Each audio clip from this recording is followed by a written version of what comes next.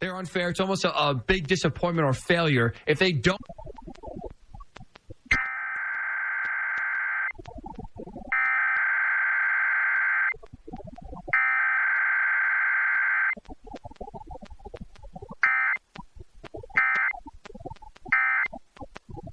Adversity Steve Kerr had to overcome. Just $1.67 a month. Visit curiositystream.com. Of the emergency alert system.